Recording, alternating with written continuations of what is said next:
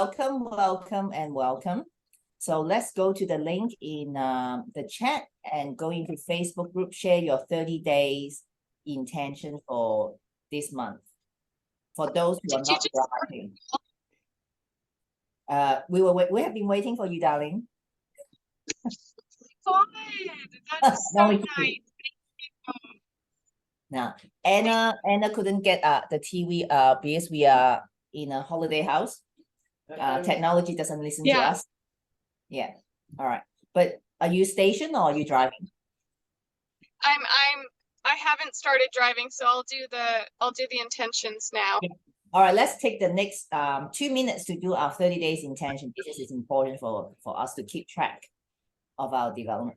Helen, have you got your device up or no? No, okay, because right. I'm going to set that up here when I do my... Yeah, okay.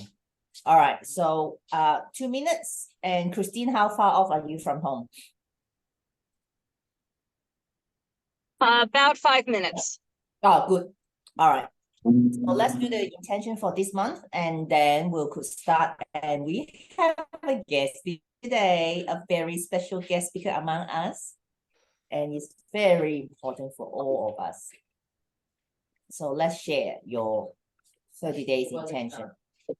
Oh, Alicia is already up for this week. Open house schedule for next. Oh, I'm so impressed, Alicia. You already got your schedule for next 30 days. Thank you. And who is going to California? What? Why are you going to California? I'm so jealous. I was so surprised. Elon and his friends actually put that together for Rosh Hashanah, the Jewish New Year. So that was a surprise. That's beautiful. Which part of California? Actually, I didn't know. I don't know. I think maybe like Big Bear, which is kind of in the middle, but like between here and the coast, so it's still inland, but it has lakes. So remember, it's the next 30 days.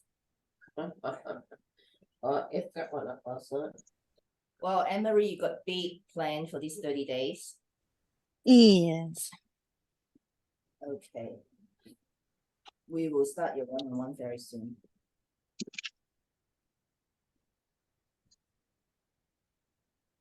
Sorry, Alicia, I won't get talking while you're driving. Don't turn that on, Mercedes. No. No. Is she driving or is hubby driving? I don't know. No, she's driving. While we're waiting, we are going to have our lovely Katrina to speak to us about very important issues of the ladies' business. And what would you like to entitle the workshop today, Katrina? Learning to recognize a healthy cycle. Ooh, beautiful. And my little kitty cat, just so you know, if she walks off, she has decided to join me now. She's walked off now. Yeah. So with regards to sorry, ladies. I just wanted to check for those who are online, do you guys need to head off by the hour? Is 7 o'clock Australian time or your hour of 2 p.m. and Christine, because you both are still driving? No. Oh, good. All right. So we'll say, Katrina, do you think you need half an hour or 40 minutes or 60 minutes? Half an hour will be perfectly fine. Okay. We may not even require that long. It depends on questions, because we will have questions as we progress through. So any questions, pop them in the chat and I'll answer them as we go along. It's probably the easiest way with it all. I'll do it. I will log in my Zoom account, second account, so I can see the question. Then I will let you know when this question arises. Perfect. How does that sound? Sounds good. So today we're talking about the topics of women's health. What is a normal menstrual cycle? Okay. All right, all yours, Katrina. Thank you.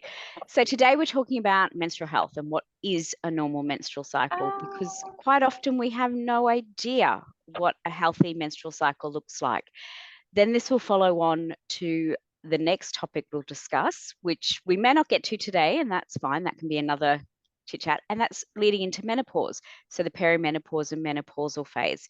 But before we progress into menopause, we're in our reproductive phase, which is our normal menstrual cycle. Obviously, there's many things that can interrupt this cycle. Birth control, thankfully, is one of the ones that can interrupt that, and there's many forms of birth control. Secondly, stress. We underestimate how much stress can actually impact our normal natural menstrual cycle. The other things that can impact is poor nutrition and also hormone fluctuations. But if we don't understand what our normal natural menstrual cycle is like, we don't know what is interrupting those cycles and what's when our pattern's normal and when our pattern's what we call abnormal cycle. So as we progress through a normal period, over a 28-day cycle, that is actually a normal menstrual cycle, there can be some fluctuations, which is normal for some people, e.g. it could be 27 to 29 day cycle. Once we move past a 29-day cycle, moving into 30 days plus or less than 27 days, these are things you need to look at and do some investigations as to why. Why are your hormones fluctuating? Are there underlying conditions such as PCOS, which is polycystic ovarian syndrome, endometriosis? Are your hormones out of balance? Are there other underlying factors? So we always need to investigate if your cycle's not within one, what it has ever been previously, it's starting to change, or two, you're going, okay, I didn't realize that 27, 28, 29 day was normal, and I've always been at a 30, 35, 40 day cycle. That needs a little bit of investigation and follow up with your healthcare provider to find out what's going on for you.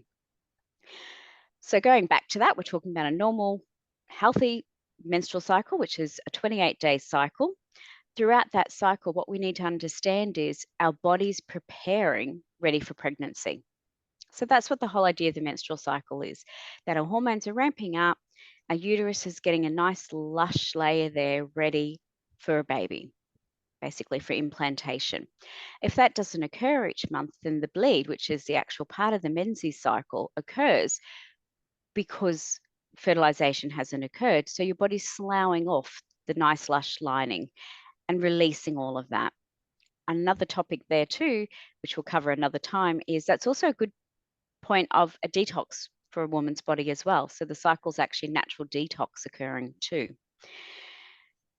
So going back, starting at first day of bleed, which is the first day of your period, that's quite common for it to be a heavy bleed. What's not common is massive clotting, or if you're going through and you're needing to change your personal hygiene products every hour to every 2 hours. That's called heavy bleeding, which is hemorrhagic. That needs investigation again as to what's the reasoning for this. But normal day 1 and day 2 being quite heavy, perfectly normal. Day 3, your mid-cycle of the bleed, that actually starts to decrease down. And then we move into day 4 and 5, which is the lighter days. And quite often that can just be very light bleeding to just spotting. Then after that, we start to move into the phase where your body's preparing once more, slow process over the next 28 days, ready, or 27 days, ready for the implantation to happen again. But during that time, lots of things are going on in your body. It's a beautiful dance of all the hormones that's happening. So you have everyone knows the ovaries, which is where the eggs are, the follicles there. So during that time, your ovaries are getting ready to release another egg, hoping for fertilization there. Okay. And then your pituitary hormones are all ramping up, getting ready. So we all know the dance between the follicle stimulating hormone, your luteinizing hormones, you've got your estrogen, you've got your progesterone. So throughout the different phases, these hormones are doing a dance to peaking to decreasing down, depending on what's happening in the body at the time. So things that can cause the hormones to go out of balance, we touched on those at the very start, which is relating to your stress, poor nutrition, actual medical conditions as well, which need to be investigated. So providing it's a normal, natural cycle going on, then we reach through to day 27, which quite often is the peak. Everything's getting ready for the bleed. That is okay for us to have at day 27 being grumpy. So the PMS symptoms, okay, that we call it, which is premenstrual syndrome. I won't give you my acronym for it.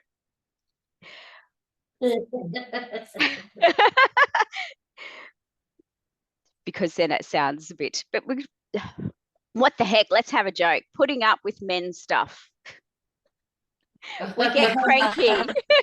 That's my acronym for it. We get cranky with our partners quite often, and just with life in general. Anybody even looks at you side eye, you're like, "Rrr."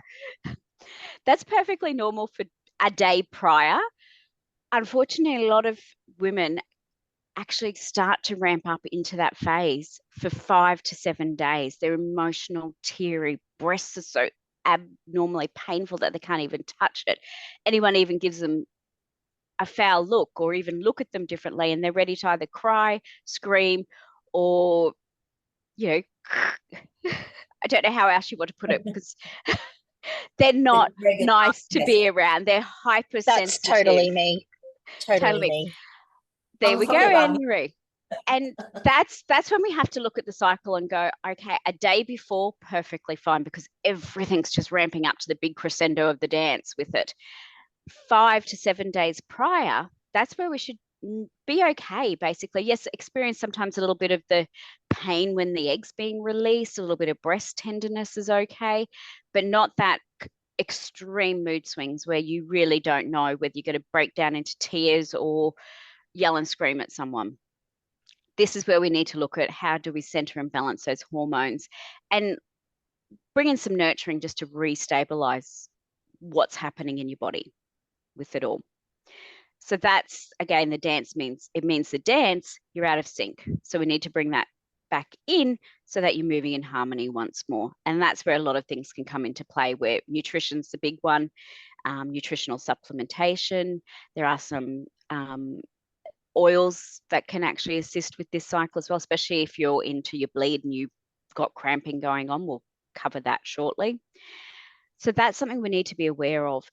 What are some testing that we can look at to find? Yes, we can do standard hormone testing if your GP's on board with that. There is another test out. There's salivary hormone profiles. There's also Dutch testing. So there's pathways that you can go down if you're going, something's not quite right in my body and I want to find out.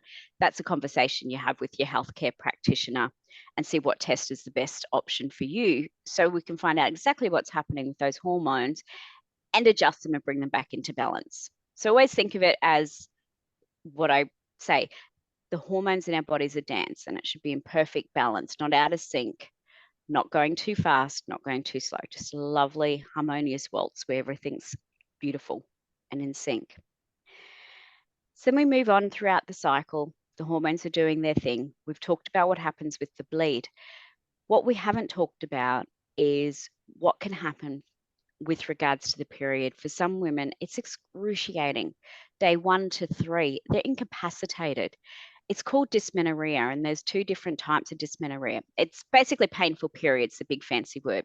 There's primary dysmenorrhea, which means that something's happening in the body that we need to address with hormones and so on. That's what's calling. And then there's secondary dysmenorrhea with it all. And secondary, again, we're going, is it just normal cramping where it's just literally the uterus is spasming because it's working so hard to clear off the lining that's been in there? Or is there something more going on? Because it'll, again, if it's a continuing cycle, it's something that needs to be explored. And one of the easiest options there is have a conversation with your GP about ultrasounds, so internal ultrasounds, to see are there cysts on the ovaries or something further that we need to look at. Once what we call abnormal pathology has been ruled out, that's when we can look at, okay, how can we bring the hormones back into balance and assist you during that time frame? Because no woman, in my opinion, should be going through a period where they're bleeding that heavily or in that much pain that they're incapacitated. It's not fun. I myself have actually suffered, and it is suffering through some horrendous periods at time, and that's what provoked my interest in rebalancing hormones. Because of that, where you're incapacitated for a day, sometimes 2 days, it's not nice. You need to be able to function every day and be out in the world. But the other thing we need to be aware of too, and this is a topic that we don't discuss, is how our cycle changes us and our moods throughout the month. You'll notice pre-period, you're actually full of energy and able to just function at a high peak. Then day 1 and 2 of your menstrual cycle, you're actually quite delicate. And this is what we quite often disregard because we're in a modern world where we just have to show up every single day and do. We don't take the time to go, okay, for the next 2 days, I need to actually be kind to myself and just honor my body's cycle and just be aware that I'm a bit more sensitive, a bit more delicate, and work with that. Doesn't mean you're not going to be out there doing what you're doing and doing it well. It just means nurture yourself, nourish yourself a little bit more with it all. A bit more self-care is needed, especially those first 2 days, which is the peak of everything happening throughout with it. So far with what I've covered, are there any questions? No, we're all following along. The first 2 days is delicate, but then after the first 2 days, what would that be? This is that the energy is full on before the cycle, but how about after the cycle? How's the energy level be like? After the cycle, you are a little depleted because your body's gone through and you've had a bleed, so you've lost iron. And that's the other thing we need to be aware of, is especially leading into the days of our cycle, to ensure we've got a lot of nice iron-rich foods in our diet. And people immediately go, oh, that's meat. It can be, and kangaroo meat is a really good source of iron. But we have to also look at the fact there's a lot of plant-based sources of iron too. And one of them's apricots. Who would have thought apricots has iron in it? We all know about our greens. Green coloured vegetables has, iron in there. But also for those who don't suffer with irritable bowel and other things, nuts and seeds are a brilliant source of your proteins and all your essential nutrients and so on in there. So making sure we're having a wide variety of foods, and in particular focusing a lot on the green coloured foods leading into your periods, a good thing to do. So leading into that menstrual cycle or menses with it all. Okay. How about the folate? Is it folate? Folate. What food could we eat instead of just taking the supplement? Foods to eat instead of just taking supplements is a broad diet with regards to lots of vegetables, lots of leafy greens. Nuts and seeds are a good thing to add, again, once providing you don't have anything going on with your digestion there. So they're the key things, is really looking at those natural based nutritional items. There are some supplements that you can add in, like green supplements, because they're loaded with broccoli. So broccoli is a superfood, providing you don't have thyroid issues going on. So that's something that you can really look at focusing on and bringing in. And it's your choice if you choose to use a powdered supplement or just go, no, I'm just going to make myself some smoothies, some juices to get those extra nutrients in there, just to top things up for you. Beautiful. For those hinting want to get pregnant, I'm sure it's very helpful. But for those like myself, I'm not even know whether I'm like mini menopause or not, but like, how about you add a little bit what we could eat naturally to supplement the time and hold or people who have gone through menopause, like someone sitting next to me. Yeah, but you see, someone next to me is already almost at the end of that. Can I ask a question, Katrina? Because I think what we don't take into account from what I can hear. So from my own experience, even after doing the right things, I mean, I didn't have cramping and stuff because I started primrose oil and omega-3, and I did huge tablets. I had 6 in the morning, 6 at night. So my cycle was just nice. However, I learned sometime later after the nice that my zinc levels weren't good enough, because that's the stopper that stops the blood from going out completely out of your body and your iron getting depleted. Some women, like the Mediterranean women, need to be aware that even with the supplements, even with all of that, we need to get a full check, because without our zinc levels being at this level, your iron's going to leave your body. So how do they recognize? Who do they speak to? Because most doctors don't know this. And that is finding a good doctor and Yeah. having a conversation with them and explaining what's happening. Because the big thing is with iron, we all know when we're bleeding, we're losing iron. Yeah. Blood coming out equals iron being lost. It's as simple as that. But what you're referring to there, Anna, is absolutely correct. It's not just iron, it's all those other trace nutrients, which are zinc, copper, magnesium. Vitamin D is another big one to get measured. And these aren't common tests that are done as part of your standard full yearly blood check, where it's full blood counts, electrolytes, liver function, etc. tests. So these are tests you actually need to ask your doctor and go, I have concerns that my zinc level's not quite right. Can we check my magnesium? Can we do zinc copper ratios? Because that's a big thing, because that's actually talking about a dance. Zinc and copper is a nice little dance that goes on in your body. And when you're checking your iron serum levels, like your iron levels, it's not just about what the iron's level is, it's what the iron's doing and how your body's utilizing that iron. And that's where you come into what's called TIBC. So actually how your body's using that iron stores. So you need what's called a full serum iron profile. And if you go to the doctor and say, look, this is what's happening, I'm quite concerned about this with my age, I'm moving into this bracket, or I'm having heavy periods, I really need to know where my levels are at. Most doctors will absolutely go, yes, let's do this full panel of testing. And then you could just suggest, okay, and what about the trace nutrients as well, like the zinc, my coppers, what's happening with those? And having that conversation with the doctor and bring it to their attention, they will prescribe those testings for you, for those pathology testings, and then you can see what's happening there.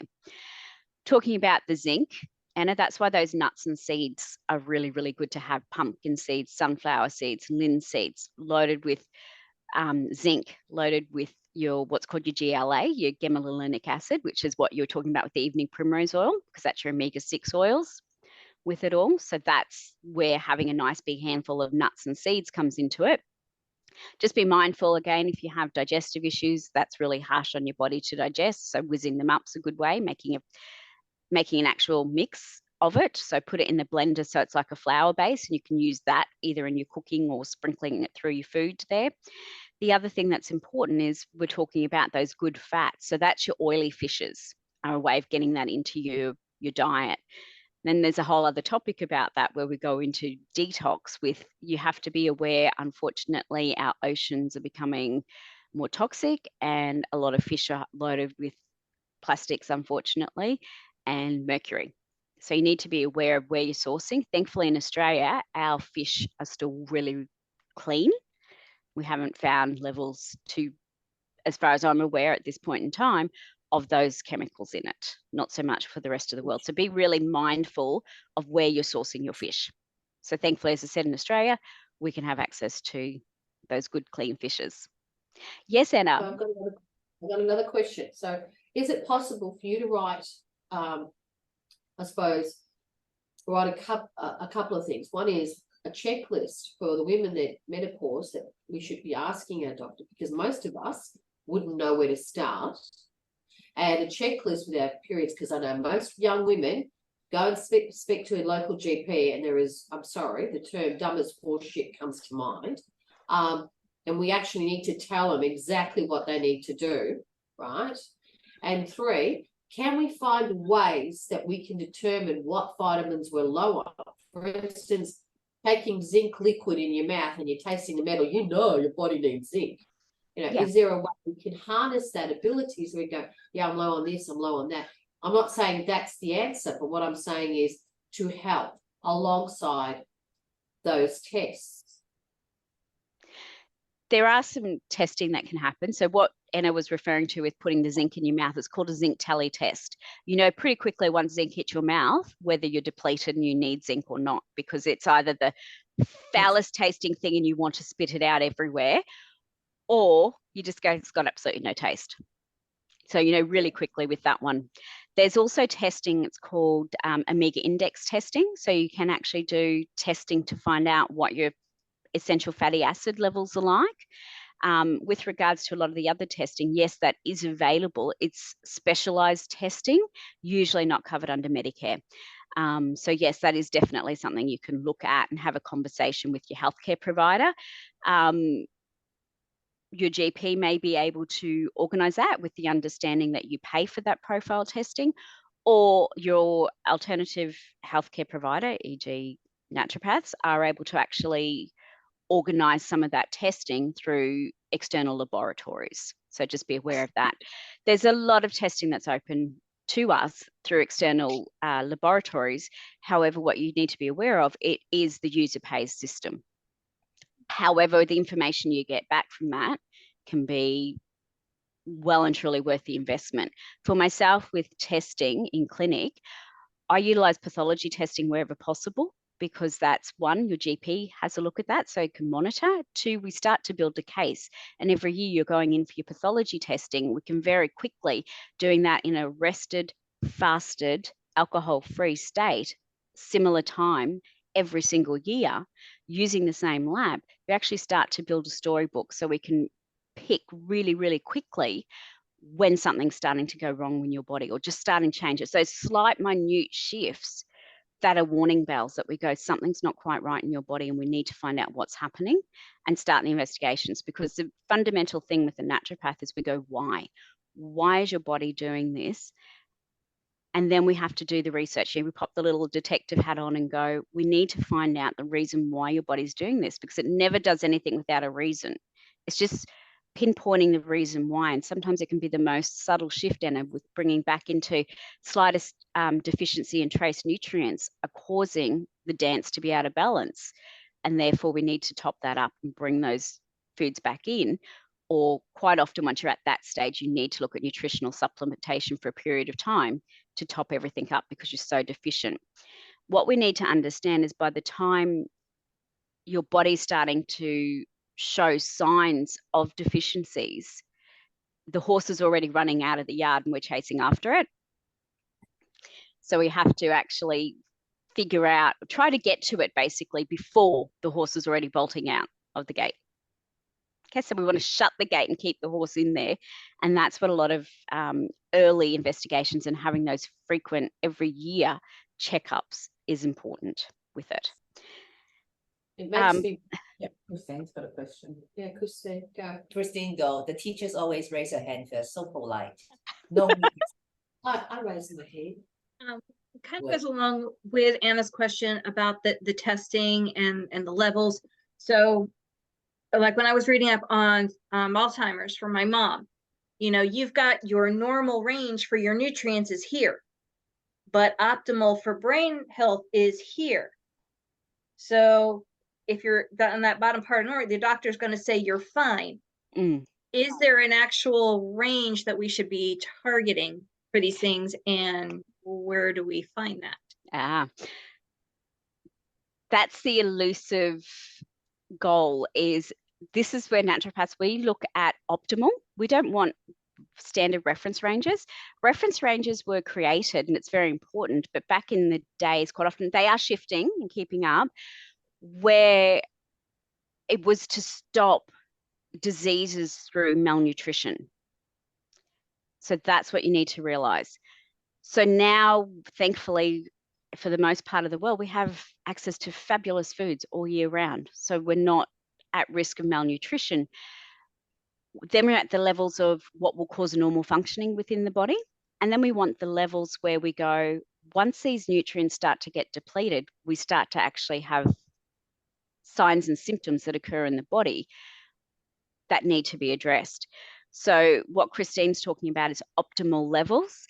And that's what we always want to work in with naturopath and nutrition, is always ensuring you're getting the optimal levels of the nutrients. So yes, you can function normally down here, but you want to function at a better level. So you don't just want to be the little combi wagon humming along through life. You want to be the high performance sports car. And that's what we look at. And in doing that, you need optimal levels. Right, but finding those optimal levels is really tricky, basically, because you have to dig into the research and find that. it's not a list. You can't just go, here's a checklist, here's all the optimal levels. That is something I've been working on putting together because it takes a lot of research on actually having to go across. And the other thing you need to keep in mind is each pathology lab has slightly different reference ranges. So that can actually alter the results. That's why it's important once you start getting pathology testing with a lab is that you continue with the same lab because they'll have the same reference ranges throughout. So and what actually I know get what your levels from the doctor, because if all you're doing is going from the doctor, because the doctor will say you're fine and you're not in that optimal zone level to range, actually yeah. get the results. So that's where, yep, always ask for, please may I have a copy of the results. They may get you to sign just saying, yeah, sure, we've handed the results over, we're no longer responsible. That's perfectly fine because it is nice for you to have that, but also just so that if you go to another GP or another specialist, you can just go, look, here's the results. Yes, they can look it up online now. That's the benefit of everything being connected online. But sometimes just for yourself, it's nice just to have that hard copy of those results with you. So you've got those there to look at. And you're correct. It's understanding the dance with the testing and when things are out of balance and what that flow on effect is. The other thing that quite often isn't taken into account, and again, we could go down so many rabbit holes here with this, is genetic mutations, because little snips on our DNA that changes things. So for instance, B vitamins, folinic acid or folic acid, some people have SNPs on there, or what's called polymorphisms, which means they can't actually use that supplement that's being brought in and go down a normal pathway. It either isn't used properly or it's going down a completely different pathway, which then will cause problems. So they're people that you need to be aware of and go, right, you will always need really high levels of, for instance, B vitamins throughout your life because your body really struggles with utilizing those. So you need to make sure you've got enough topping that up, the fact that it can't happen. And there's genetic testing for that. There's all different sorts of testings that you can do. Coming back to myself personally in clinic, I will run testing when I feel that the answers I'm going to get are very important for overall well-being of this person. So there's some tests. I use microbiomes, one, to know exactly what digestion's happening. The pathology testing, that's run by the GP. So getting results of those so I can have a little look at those and just get a bit of an idea of what's happening. But there's the in-clinic testing that I can do too.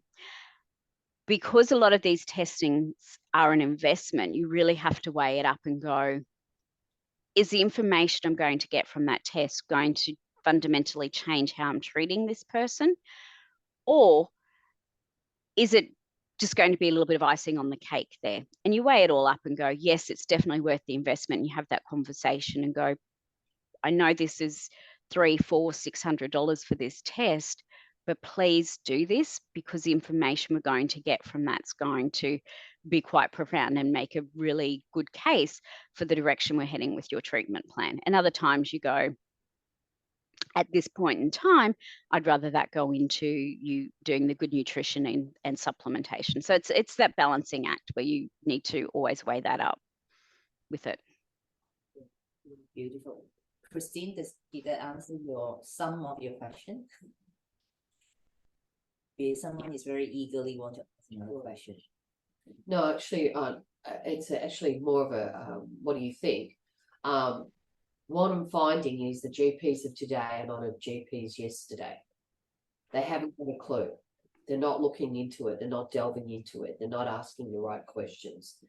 But what I do see is that people are no longer trusting their GPs and are trusting Google. They're trying to self-diagnose. Yeah. So maybe what we need to do is create not just a chat form or, checklists, but saying, am I okay? This is what's happening to me. This is what I'm feeling. And then go from there, right? And provide that guidance, if I'd met someone like you when I was, 18, 17, I probably would have jumped on, cleaning myself out a long time ago. But I learned, I changed that myself. I changed where I was going. I was diagnosed with what do you call it, endometriosis. Yes. And at 29, I just went, nah, fuck it, I'm not doing this anymore. And it just went. I didn't have any problems, sorry. But it's only because I got to a stage where I said to my body, this is not happening anymore. I was doing all the right things. I was feeling the body. But what I'm saying is I'm hearing more and more women are being diagnosed with this, and they're taking tablets and they're taking painkillers, and they're doing more damage to their body, you know? Okay, understand, Anna. Yeah. It's complex as Katrina being small. So it's not just a checklist, but what I'm thinking overall is certainly is very interesting topic, because we have the range of, like Emery have teenage girls. Nowadays, girls are starting to have period much earlier. So which means They are. we need to know whether nutritional wise is sufficient for that. So may I ask Katrina, like, we could start with the checklist first, from the range of the lifespan of the beginning of the menstrual cycle to menopausal, which is a big job, isn't it, Katrina? Even just a checklist. And It's a massive jump. You would have to actually do different checklists for each of those, because as we progress through life, our nutrition requirements change as we progress through, leading into our first period, leading throughout our cycle into our reproductive time, to perimenopause, which is our body starting to wind things up, and then into menopause. Everything shifts and changes. As I said, the dance is constantly changing. The seesaw tips up and down with it all. And it's a very interesting point that Catherine raised there with regards to the first start of the menstrual cycle, the menses. Once upon a time, it was perfectly okay that ladies or girls didn't start anywhere from 13 to 16. That wasn't abnormal. Now, some young girls are actually starting their menstrual cycle at age 9. Well, my Not daughter uncommon. was just turning 8. My daughter 8. turned 8 weeks ago. Yeah. Yeah. that's a chick. I was early too, but that's in my family. So I prepared her. From the time she was 4, I was putting pads in her bag and telling her that one day she's going to need this. Yeah. Okay. This eventually we can develop an app of age group, symptoms, things like that, which we will need your expertise. So to start with, what would be the simple step to just say, feeding our body with good nutrition from different age range to, I love morning smoothies or even lunchtime smoothies, just a smoothie any time of day, because you can put so much into a smoothie and whiz it up in the blender. I put in beetroot. Beetroot's actually a superfood, but it's not glamorous, so it's underrated. It's a blood purifier.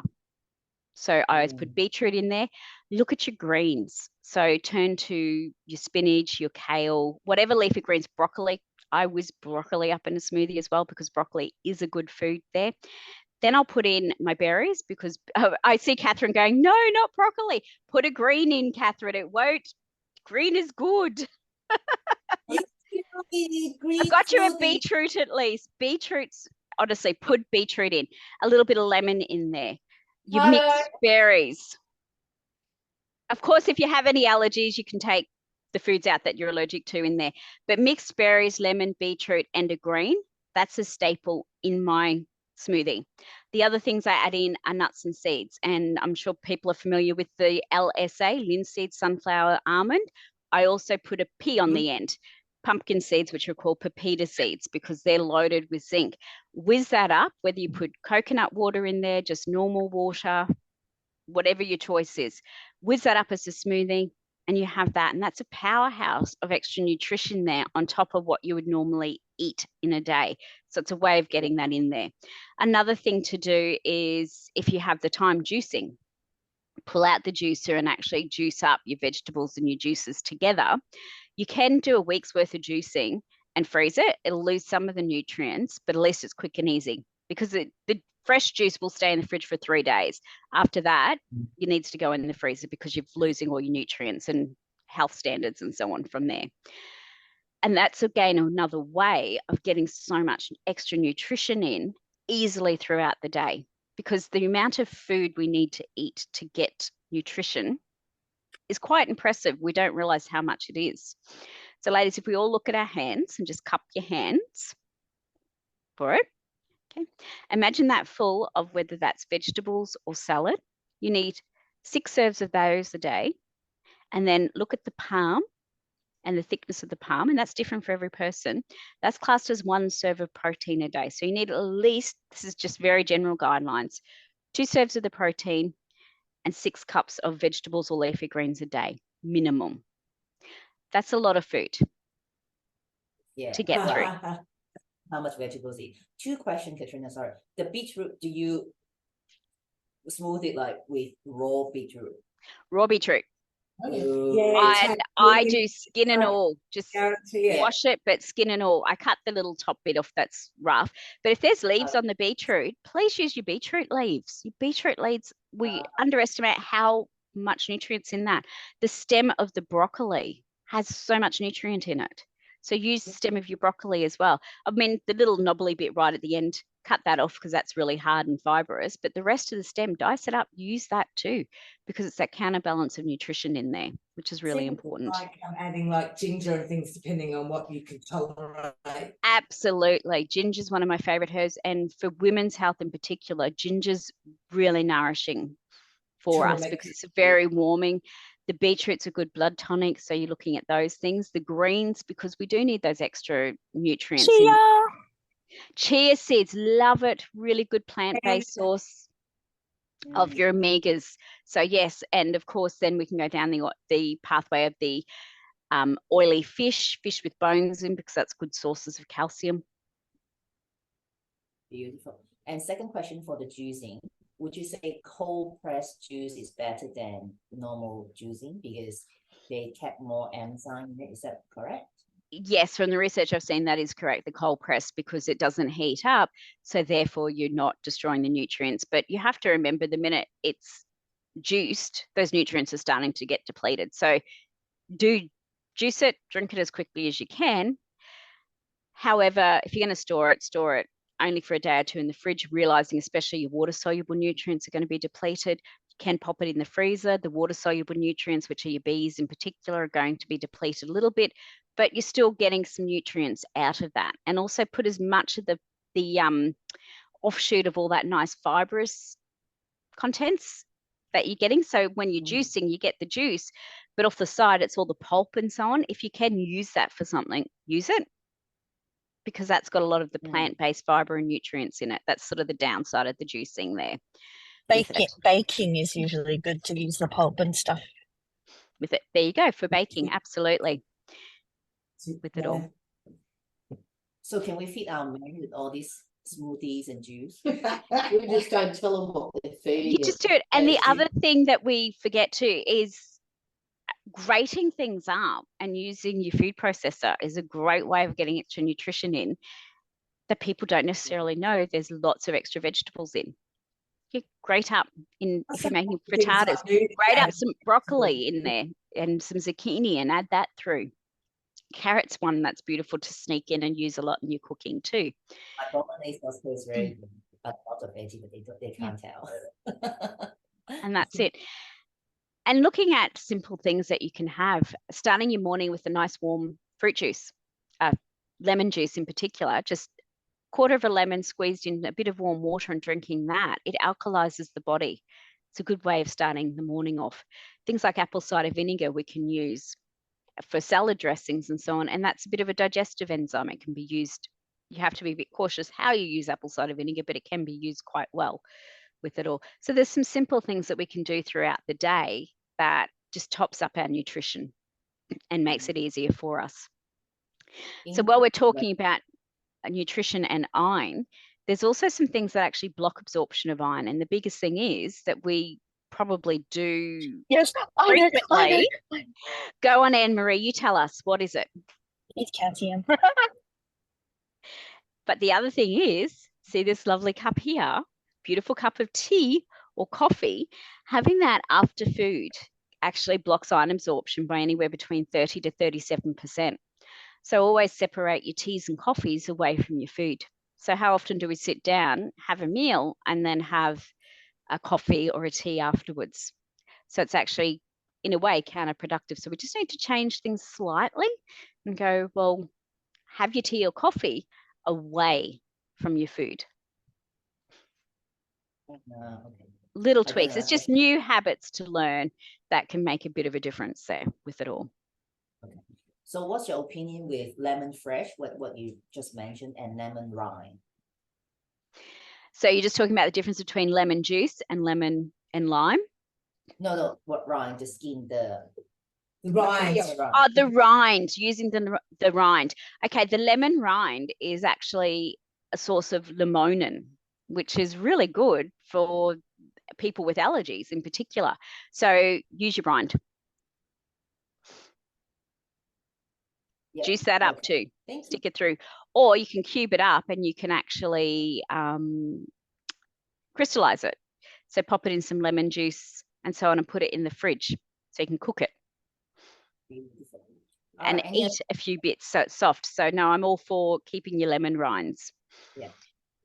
I actually have a little rack where it's the citrus fruit. I actually dry them as well. So then you can cube them up and use them in your cooking Ooh.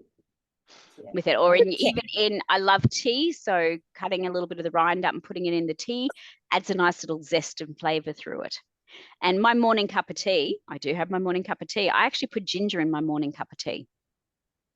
So every morning in my morning tea, first drink of the day, I've got ginger in that because it's such a potent warmer for the body and it's so good for our uterus and just blood thinner. Helps with our immune system. So does garlic for that matter. There's a lot of foods that aren't classed as glamorous or superfoods that do so much for us. And one of my favorites by far is beetroot. It's so underrated, but what it does for our body, get beetroot into your diet, ladies, unless you're allergic, of course. What I was going to say, ask you, Katrina, is about like some of us get early menopause, and for me, I didn't because I wasn't in my body a lot of the time. So when I stopped bleeding, you know, when doctors say, when did you stop, I wouldn't be able to answer that. And like I've been through, like I'm already menopause. So what my question is, how for people who, what's the sort of average length of what, you know, because menopause can be early, but you know, Yeah. what time, I guess, is what I'm asking. So You know. it is slightly different. Good question, Helen. It is slightly different for every person, but if you're looking at what constitutes a normal reproductive cycle. So women's peak times, obviously late teens, like 19 through to in their 20s. But these days too, into their 30s, you're still it's quite viable. We see women now having children at an older age because we're getting more settled in our careers and so on with it all. Obviously, once you reach that 35 mark with pregnancies, it comes into a whole other area of things that you need to be really aware of with regards to nutrition and the possibilities of problems during that pregnancy and possibilities of problems with the baby. So you need to be very mindful. But as we progress through, really, from my thought process, and this can be different for each person, once you're starting to hit into your 40s, you are starting to enter that early perimenopausal phase. 45, you're moving more into the perimenopause, but perimenopause can last for some women 5 to 7 to 8 years, where you're still getting cycles, but there's slight fluctuations in that cycle. There's hormone shifting. It could be you're still getting your cycle every 28 days, but it's just shifting and altering. The hormones are starting to wind down. Once you're hitting in your 50s, you are definitely moving into perimenopause, into menopause, basically, but that's slightly different. The biggest thing to look at is if you stop your menstrual cycle in your 30s or very early 40s, you need to go, why has this happened? And have some further follow-up testing to rule anything out, because that is, in my opinion, early menopause, too early to move into that. Obviously, there's some things like birth control can actually stop that. That's different. We're talking about you're not having birth control and so on to switch your cycle off and it's stopping. You have to question the reason why, and you need further investigation, because unfortunately there can be more sinister things that need to be ruled out, e.g. ovarian cancers, uterine cancers, things like that have to be ruled out as causing the problem. So please keep that in mind. Okay, any more question, ladies? We are aware that Katrina need to go to work. All right. Okay, a show of hand, please, for next Monday in Australia and Sunday, America, that we would like to have Katrina to come back again for us. Hands up, please. I can't hands up, but yes. Yes. Okay. Katrina, what would you, following what we discussed today, what do you think would be the next one that you would like to discuss with us, and then people can come with different questions for themselves? So we've touched on what a normal menstrual cycle is, then we need to move into perimenopause and menopause and what that looks like normally. And also, because there was quite a lot of questions with regards to nutrition, I'd like to touch base a bit more on that. And then after that, we can move into touching on to detoxification. That can be another subject though, because the perimenopause and menopause is going to be a lot to take in, because there's a lot to cover in that, and just nutrition to help with that. And then over time, Christine, I'll put together the list of the optimal ranges as well, because there's a lot of research into that to find that, and that's slightly different for every pathology lab. Can I also ask, Katrina, can you do a lesson? Everyone seems to think they know how to do juice processing, food processing. And I think it would be a really good idea if we could have a proper nutritional, how you do your veggies, how you do your fruit when you throw it into the thing, add this, add that, try that, so that we can all, you know, someone says, I'll just Google it. Well, that's great. But when you're Googling it, you're not, I don't know that person. Mm. And there's no interaction. It's not something I could send them a question. I could send you a question and go, hey, I've done this and it's tasted awful. It's given me diarrhea. What have I done wrong? You know? Yeah, I think it's a good idea. We can do a whole series of things, ladies, with it all. Absolutely. I actually do take a lot of photos when I'm making different things and say, hey, look at this, I've made this. So need to start posting those more. Beautiful. Actually, I need to start posting full stop. Yes. So let's show Katrina your appreciation. And Yay. Good. And quite often, because we've covered a lot, we've started here and ended up over here.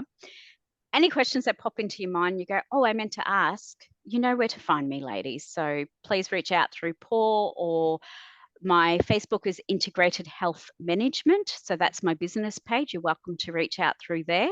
And I will be setting up also Katrina Robertson Naturopath Facebook page as well, which is where I'll be starting a lot of groups and so on happening. That's a watch this space. Once that's up and running, I will let you all know so you can connect to me. You'll also have a link from Catherine's webpage as well. Absolutely, to go into that. And also you can reach out through my webpage as well, which is katrinarobertson.com. KatrinaRobertson.com. So it's all lowercase, all one word, and that finds my webpage there.